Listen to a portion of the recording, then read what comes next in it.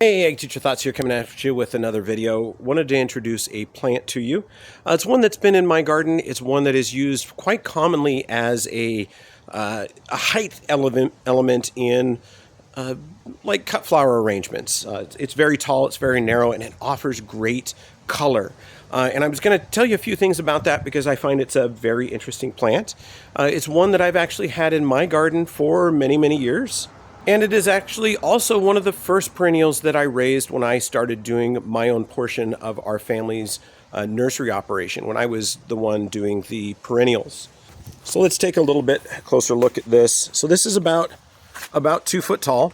So Liatris spicata used to commonly be known as Kansas gayfeather. That name has since fallen out of favor.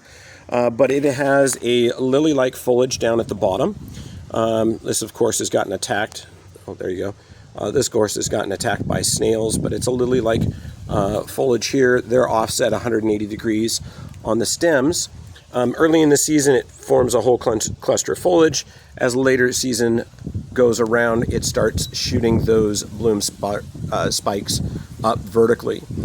So I've actually got 2 different types of Liatris spicata in my garden. So this one is your original. It's your common. And over here I have one that's actually doing much better, which is kind of contrary to my previous experience with this. So this is also a Liatris spicata. However, it is actually a different variety. So this one is white, and this is Liatris spicata alba. Alba meaning white. And this one's a little bit taller, so it's got almost a foot on this other one. I don't know if that's just location or if it's kind of a varietal difference on these. But these are a very interesting flower. The flowers are in clusters. So you can see a really good image of that flower there. Very small petals on these, but they really kind of look like almost like a feather-like appearance, kind of where the feather in their old name was. So you can get in there and see those. There we go. But yeah, this is Liatris spicata, and this is Liatris spicata alba. And I like them in flower arrangements because of the way that they bloom. And there's a very unique and special way that they bloom. Now, most plants, when they bloom from the bottom up. So the older blossoms are at the bottom, they bloom bottom up. So let's look at some examples. So these petunias, for example, the older blossoms are down here, and then they travel up, and then the newer blossoms are all the way at the top. You can kind of see how that works there. Okay, we come over here, and we look at these Asiatic lilies, and the same deal. The older blossoms were down here, and then the newer blossoms were at the top, so the last ones were to bloom were the ones all the way at the top. Daylilies. Let's look at daylilies. Daylilies, same deal. We got older blossoms at the bottom, and then they open up and they go up to the top. Iris, same deal. Crocosmia, same deal. It's very, very common for this to be the arrangement on how flowers go. They bloom from the bottom up. Liatris, what makes it different and special, especially for flower arrangements, is the color starts at the top and then works its way down.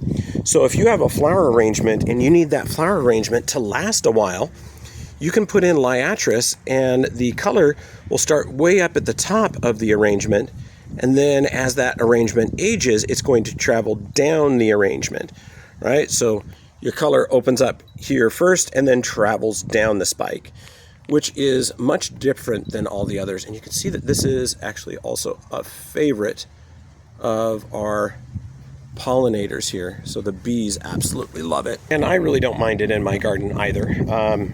Again, it was one of the first few perennials I raised in our greenhouse operation when I was in charge of that part of our greenhouse.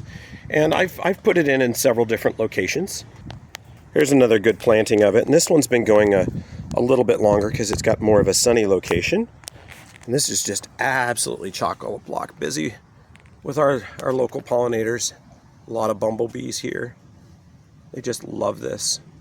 And that's kind of, one of the points of having wildflowers in your garden is being there for the pollinators to make sure that they can benefit. And you can see this again, old flowers on top, new flowers on bottom. And this is actually a cluster of Liatris. I think they've been in the ground 2 years, so this is their third summer. You plant them as a dormant corm, and then they grow up from that into the foliage. This guy's not doing as hot, so this is 1, this is 2, and back there is 3. But this is just an absolute gorgeous plant for the garden. So there you go. There's that beautiful arrangement again.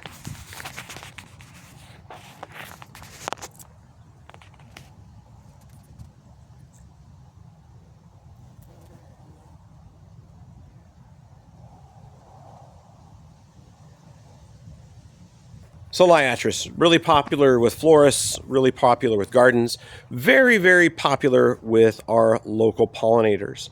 So with those, again, full sun. Full sun is the perfect place for those. These actually have almost a part sun, but they get the full afternoon sun here. Definitely something I would add.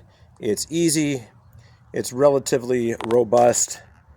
I haven't really had durability problems with the Liatris spicata. The Liatris spicata alba, when I grew that, it didn't seem to be as strong. But this one's a bigger plant than the, this white one is better than this pink one right next to it. But anyway, wonderful plant for the garden. Something I would highly recommend to give yourself a little shape, a little structure, and then some July-ish color. So I think the spicata for me started blooming about the 4th of July, maybe a little bit before. And then you get an extended period of time. So those blossoms take time to go all the way down. You get several weeks of actual blossom. It's one bloom period per year, so you don't get a rebloom. When they're done, you can either save it and try to get some seed and sprinkle that around your yard, or in the case of like this one, the rootstock's probably going to develop to the point where it's going to have some offspring, and you can go in and you can do it by division. So this is definitely one you could divide.